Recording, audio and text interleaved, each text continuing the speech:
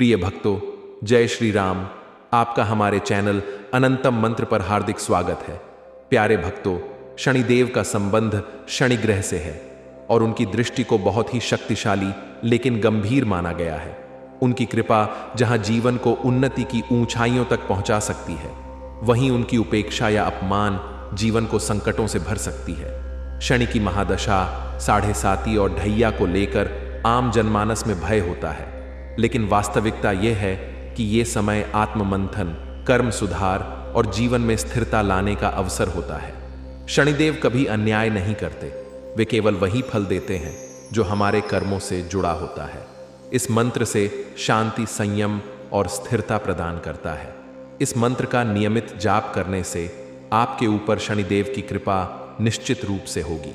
जीवन में बार बार अपमान और हानि झेल रहे हो तो शनिदेव की आराधना व्यक्ति को न्याय और सम्मान दिला सकती है।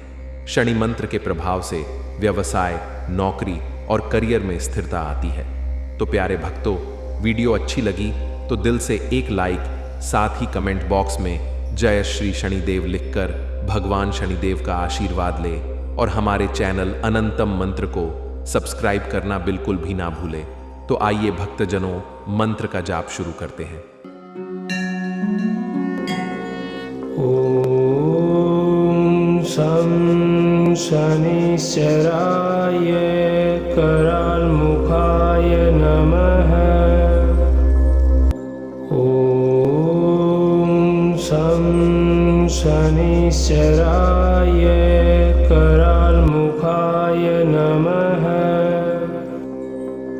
ओम शं शनिश्चराय करालमुखाय नमः।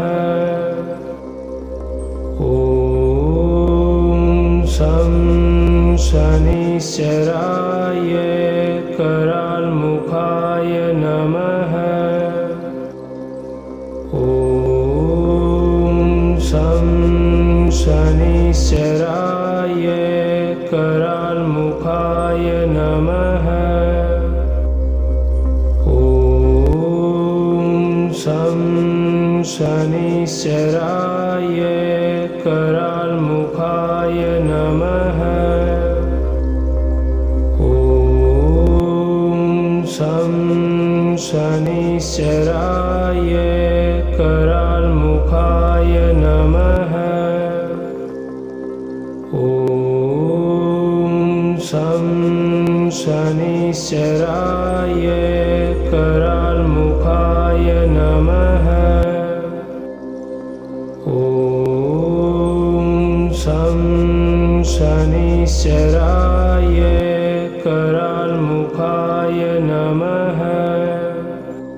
ओम शं शनिश्चराय करालमुखाय नमः। ओम शं शनिश्चराय करालमुखाय नमः।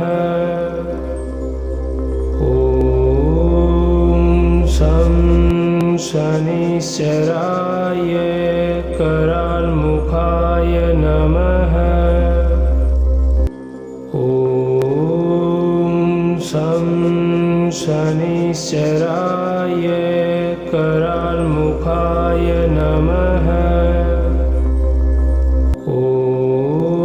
शं शनिश्चराय करालमुखाय नमः।